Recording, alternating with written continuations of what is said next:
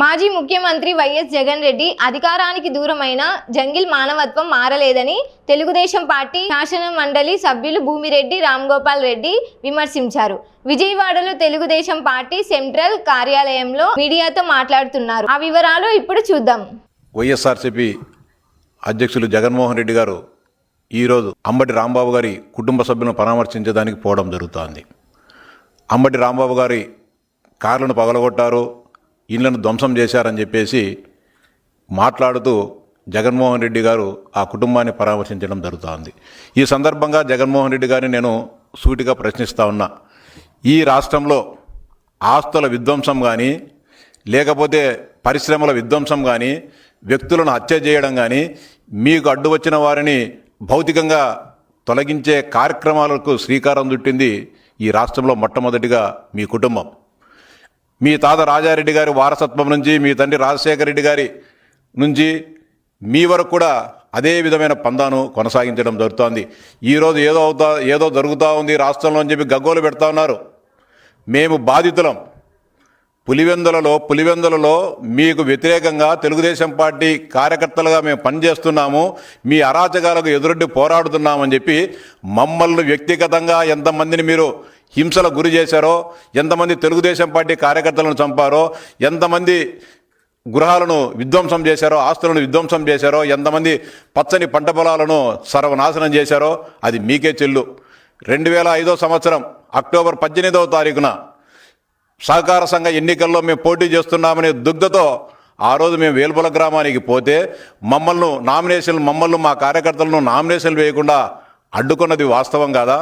ఆ సందర్భంగా జరిగిన మమ్మల్ని పోలీసులు రక్షించే భాగంలో కాల్పులు జరిపి 2 కాంగ్రెస్ పార్టీ కార్యకర్తలు చనిపోతే ఆ రోజు మా మీద అకారణంగా 16 మంది మీద డబల్ జంట హత్యల కేసులు పెట్టి అక్కడి నుంచి అక్కడనే రిమాండ్కి పంపించిన విషయం నీకు తెలియదా జగన్మోహన్ రెడ్డి?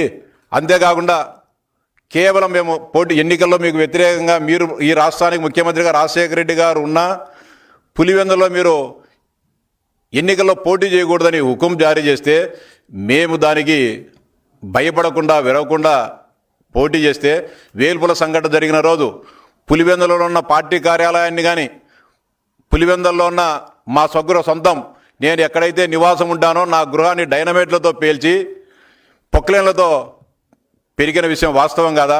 అదేవిధంగా మా పార్టీ సానుభూతిపరుడైన హిమగుళ్ళ నాగవర్ధన్ రెడ్డి గారి ఇంటిని దోపిడీ చేసి ఆ ఇంటిని కూడా కాల్చివేటిన సంఘటనలు ఇంకా మా కళ్ళ ముందే మెదులుతూ ఉన్నాయి జగన్మోహన్ రెడ్డి. ఇవన్నీ చేసి మళ్ళీ ఈరోజు గతంలో మేము ఎప్పుడు కూడా శాంతి కాముకము, ప్రజాస్వామ్యవాదులము, మేము ఎప్పుడు కూడా గతంలో ఎలాంటి తప్పులు చేయలేదు, ఎవరిని కూడా వేధించలేదని చెప్పి సిగ్గు ఎగ్గు లేకుండా మాట్లాడుతున్నావే జగన్మోహన్ రెడ్డి, ఇది నీకు తగునా అని చెప్తా ఉన్నా. ఆ వేల్పుల సంఘటన జరిగిన రోజు ఈ రోజు కానీ ఆ కేసుకు సంబంధించి ఈ రోజు కానీ గత 20 సంవత్సరాలుగా ఆ జంటాచల్ కేసులు మేము ఇంకా కోర్టుకు తిరుగుతానన్నా మా కోర్టులలో కూడా ఆ కేసులు కూడా ఫైనలైజ్ కాలేదు.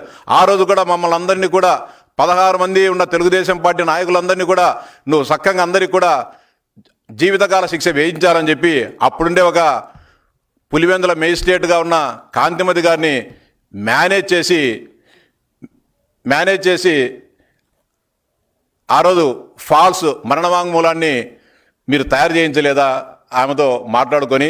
ఆ సందర్భంగా మేము చేసిన ఫిర్యాదుతో రాష్ట్ర ఉన్నత న్యాయస్థానం సమగ్రమైన దర్యాప్తు జరిపి ఆ కాంతిమతి గారిని ఉద్యోగం నుంచి, మేజిస్ట్రేట్ ఉద్యోగం నుంచి తొలగించిన విషయం వాస్తవమా కాదా జగన్మోహన్ రెడ్డి? వ్యవస్థలను మీరు మేనేజ్ చేస్తారు, విధ్వంసం చేస్తారు, మా ఇల్లు కూలగొడితే కనీసం కేసులు కానీ పెట్టరు. ఇట్లాంటి సంస్కృతి నుంచి వచ్చిన మీరు ఈరోజు చిన్న సంఘటనలు బూచిగా చూపి దీన్ని ఏదో రాష్ట్రంలో ఏదో జరిగిపోతా ఉందని చెప్పి నానా యాగి చేయడం తగదు. అంతేకాదు పులివెందులో అనేక మంది, 100 మంది తెలుగుదేశం పార్టీ కార్యకర్తలకు సంబంధించిన వారి పచ్చని పండ్ల తోటలను నరికించడం వాస్తవం కాదా? మీకు ఎదురుగా ఉన్నారని మీకు భయపడడం లేదని చెప్పి లింగాల మండలం పార్నపల్లె గ్రామానికి సంబంధించిన సత్యనారాయణ అని చెప్పి తెలుగుదేశం పార్టీ నాయకుల వారి ఇళ్లను దాదాపు 20 ఇళ్లను నీలమట్టం చేసిన విషయం పులివెందుల నియోజకవర్గ ప్రజలు, రాయలసీమ నియోజకవర్గ ప్రజలు ఈరోజు కూడా మర్చిపోలేదు జగన్మోహన్ రెడ్డి. అంతేకాదు తాడిపత్రులు మీరు ఎంతమంది జేసీ ప్రభాకర్ రెడ్డికి సంబంధించిన సమీప బంధువులు వీళ్ళను కూడగొట్టిన విషయం వాస్తవం కాదా? పెండేకల్లు గ్రామానికి సంబంధించిన హనుమంత్ రెడ్డి అనే వాళ్ళ సమీప బంధువు గృహాన్ని పులివెందుల ప్రాంతం నుంచి వందల మంది మీ గూండాలు పోయి ఎక్కడనో 70-80 కిలోమీటర్ల దూరంలో ఉండే ఆ గ్రామానికి వెళ్ళి ఆ గృహాన్ని నిలబెట్టం చేసిన విషయం వాస్తవం నిజమా కాదా అని చెప్పి జగన్మోహన్ రెడ్డిని సూటిగా ప్రశ్నిస్తున్నా. మీరు ఏదైతే ఈ సంస్కృతిని మీ తాత తండ్రుల నుంచి వచ్చిన వారసత్వాన్ని ఈరోజు కూడా కొనసాగిస్తూ ఉన్నారు.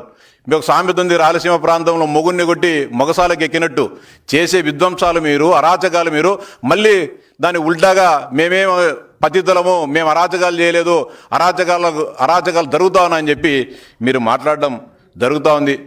అంతేకాకుండా మీరు ముఖ్యమంత్రిగా ఉన్న సమయంలో ఇదే కేంద్ర పార్టీ కార్యాలయం పైన దాడి చేసిన విషయం వాస్తవం కదా? పట్టాభి గారు మీరు చేసిన అన్యాయాలను, అక్రమాలను ఈ పత్రికాముఖంగా ఎలుగెత్తి ఈ ప్రపంచానికి తెలియజేస్తున్నాడని చెప్పి ఆయన పైన మీరు 3 మార్లు దాడులు చేశారు. ఆయన గృహాన్ని విధ్వంసం చేశారు. పార్టీ కేంద్ర కార్యాలయం పైన దాడి చేసి విధ్వంసం చేశారు. మా పార్టీ కార్యాలయంలో పనిచేసే అనిల్ను బద్రీ పైన తీవ్రంగా దాడి చేసి వారికి తీవ్ర గాయాలు పాలు చేసిన విషయం వాస్తవం కాదా అని చెప్పి సూటిగా ప్రశ్నిస్తున్నా. అంతేకాకుండా అప్పటి ప్రతిపక్ష నేత చంద్రబాబు నాయుడు గారు సాగునీటి ప్రాజెక్టుల సందర్శనలో భాగంగా రాష్ట్ర వ్యాప్తంగా పెండింగ్లో ఉన్న సాగునీటి ప్రాజెక్టులను పరిశీలించే కార్యక్రమంలో భాగంగా అనంతపురం నుంచి చిత్తూరుకు వెళ్తూ ఉంటే తంబళ్లపల్లి నియోజకవర్గం అంగలులో మీరు అకారణంగా దాడి చేసిన విషయం వాస్తవం కాదా? మీరే దాడి చేసి గౌరవ ముఖ్యమంత్రి గారి పైన, మా అందరి మీద దాదాపు 700-800 మంది తెలుగుదేశం పార్టీ కార్యకర్తల పైన హత్యాయత్నం కేసులు పెట్టి 3-4 నెలల పాటు హింసించి వేధించిన విషయం ఈ రాష్ట్ర ప్రజలు ఎవరు కూడా మర్చిపోలేదు. జగన్మోహన్ రెడ్డి ఆ రోజు సాక్షాత్తు Z+ కేటగిరీ భద్రత ఉన్న బాబు గారిపైనే మీరు దాడికి ప్రయత్నించిన విషయం వాస్తవమా కాదా? జగన్మోహన్ రెడ్డి ఒకసారి గుండెల మీద చేయి వేసుకొని ఒకసారి ఆలోచించని చెప్పి సూటిగా ప్రశ్నిస్తూ ఉన్నా. అంతేకాకుండా లోకేష్ బాబు గారి యువగలం పాదయాత్ర సందర్భంగా అడుగడుగునా కూడా మీరు వేధించిన విషయం వాస్తవం కాదా? ఆ పాదయాత్రలో క్రియాశీలకంగా ఉన్నారని చిత్తూరు జిల్లాకు సంబంధించిన దాదాపు 176 మంది మీద మా కార్యకర్తల పైన రౌడీ షీట్లు తెరిచి వారందరినీ కూడా అనేక రకాలుగా వేధించిన విషయం వాస్తవం కాదా? చంద్రబాబు నాయుడు గారు కుప్పం నియోజకవర్గ శాసనసభ్యునిగా ఆ నియోజకవర్గంలో పర్యటనకు పోతే కర్ణాటక ఆంధ్రప్రదేశ్ సరిహద్దుల్లోనే మీరు కుప్పం నియోజకవర్గంలోకి రాకూడదు, పర్యటించకూడదని చెప్పి సుధాకర్ రెడ్డి అనే ఒక డిఎస్పీని అక్కడ పెట్టి ఆయనను కుప్పం నియోజకవర్గంలోకి రాకుండా అడ్డుపడిన విషయం వాస్తవం కాదా? ఇవన్నీ కూడా ఎవరికి తెలియనట్టు, ప్రజలకు మతిమరుపు ఎక్కువగా ఉన్నట్టు మీరు భావిస్తున్నారు. మీకు మతిమరుపు ఉందేమో కానీ ఈ రాష్ట్ర ప్రజలకు ఎవరికి కూడా మతిమరుపు లేదని చెప్పి సందర్భంగా జగన్మోహన్ రెడ్డి గారు చెప్తున్నా. లోకేష్ గారి పాదయాత్ర కుప్పం నుంచి ప్రారంభం విజయనగరం పోతే అడుగడుగునా కూడా ఆయన పైన, లోకేష్ గారి పైన, అదేవిధంగా ఆయన వెంట ఉండే బృందం పైన అనేక రకాలైన కేసులు పెట్టి వేధించి, హింసించి, హత్యాయత్నం కేసులు పెట్టి చేసిన విషయం ఎవరు కూడా మర్చిపోలేదు జగన్మోహన్ రెడ్డి గారు. అంతేకాకుండా జోగి రమేష్ గారు చేసిన పనేంది? గౌరవ ప్రస్తుత ముఖ్యమంత్రి గారి ఇంటి మీదకి దాడి చేయాలని చెప్పి, ఆ ఇంటి మీద దాడి చేసి విధ్వంసం చేయాలని చెప్పి ఇంటి వరకు పోయిన విషయం వాస్తవమా కదా? మళ్ళీ ఆయన చెప్తాడు ముఖ్యమంత్రి గారికి అప్పుడు ప్రతిపక్ష నేతకు వినతి పత్రం ఇవ్వాలని చెప్పి. వినతి పత్రం ఎవరికి ఇస్తారు? అధికారంలో ఉన్న వారికి ఆ సమస్యలు పరిష్కరించి వినతి పత్రాలు ఇస్తారు. ఆయన మీ పార్టీకి సంబంధించిన ఎమ్మెల్యే, ఈయన తెలుగుదేశం పార్టీకి సంబంధించిన జాతీయ అధ్యక్షుడు, ఆయనకి ఈయన రిప్రజెంటేషన్ ఇస్తారు. మీరు దాడి చేయాలని ప్రయత్నం చేసి మళ్ళీ ఇవన్నీ కూడా మాట్లాడడము తగదని చెప్పి చెప్తా ఉన్నా. పులివెందులలో 2005 అక్టోబర్ 18వ తారీఖున జరిగిన సంఘటన దృశ్యాలు.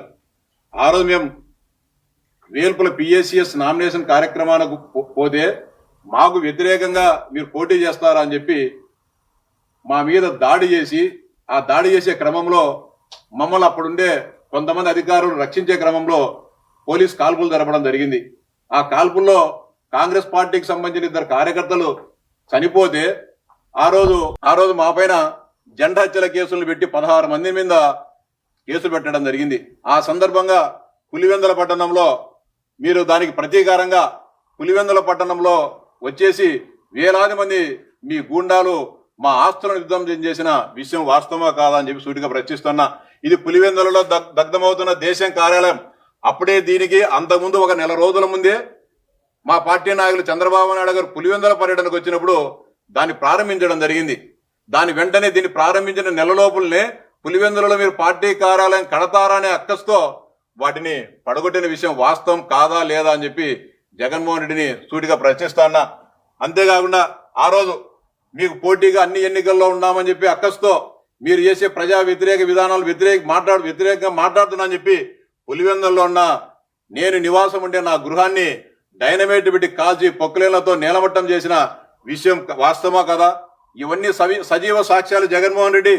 ఈ రోజు కూడా ఆ ఫోటోలు మేము తీసి చేసేటి కాదు.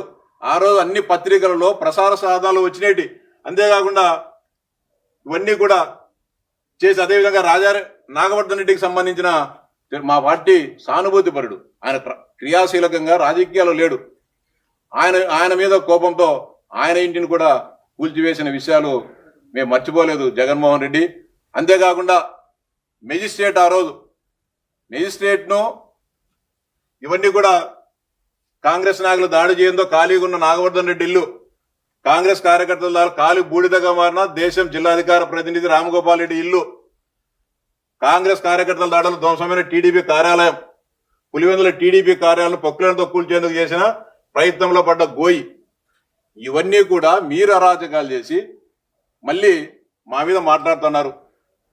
వేల్పుల్లో కాల్పులు, ఇద్దరు కాంగ్రెస్ నేతల మృతి, ఇది పోలీసుల కాల్పుల్లో ఇద్దరు చనిపోతే వాటిని మేము ఆ తుపాకులు తీసుకొని కాల్చామని చెప్పి మా మీద అక్రమంగా మీరు అత్యాయత్నం కేసులు పెట్టిన విషయం వాస్తవమా కాదా జగన్మోహన్ రెడ్డి అని చెప్పి సూటిగా ప్రశ్నిస్తా ఉన్నా.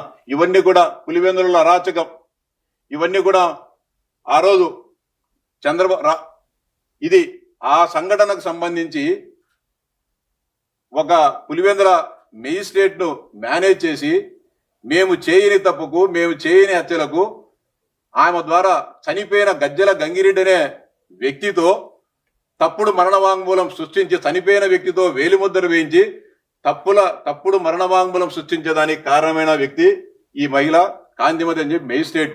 ఈమె చేసిన దురాఘాతాల పైన ఈమె చేసిన అన్యాయం పైన మేము రాష్ట్ర ఉన్నత న్యాయస్థానానికి ఫిర్యాదు చేస్తే దాదాపు 7 సంవత్సరాల పాటు రాష్ట్ర ఉన్నత న్యాయస్థానం సమగ్రమైన దర్యాప్తు జరిపి 2012 సంవత్సరం డిసెంబర్ 12వ తేదీన ఈమెను మెజిస్ట్రేట్ గా సస్పెన్షన్ గా ఉద్యోగం నుంచి తొలగించడం జరిగింది.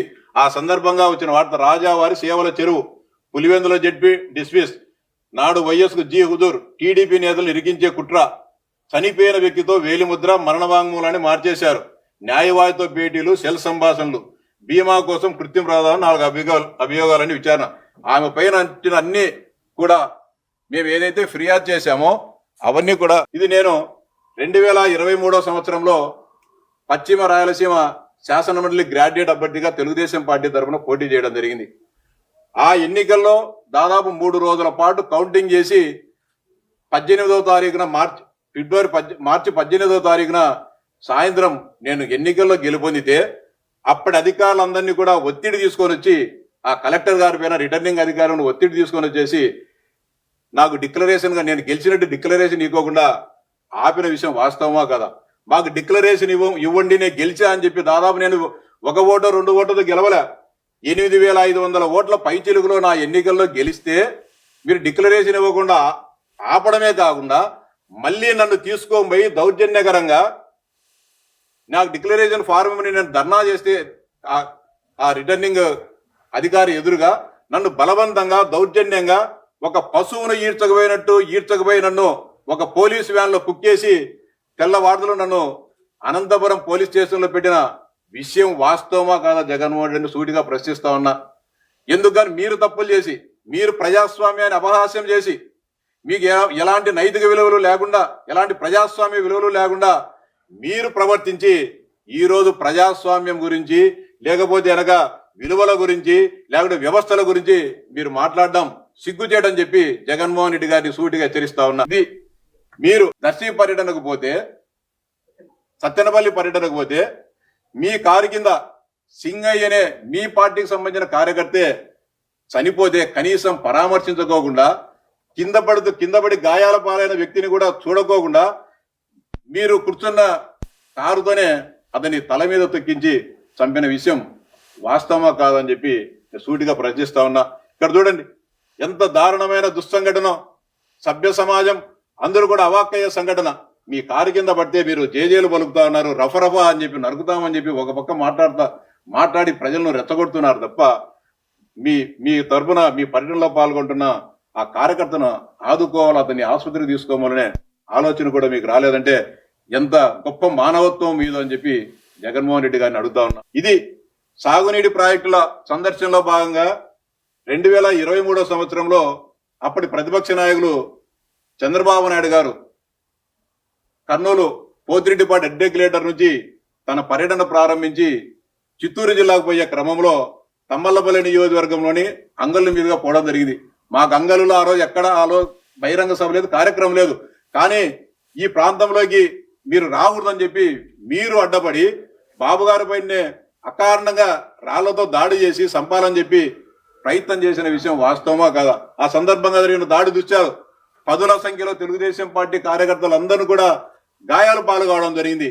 ఆయనతో పాటు మా అందరిపైన కూడా దాదాపు 500 మంది తెలుగుదేశం పార్టీ నాయకులు కార్యకర్తల పైన 307 కేసులు పెట్టి 3-4 నెలల పాటు మమ్మల్ని వేధించిన విషయం వాస్తవమా కాదని అడుగుతున్నా.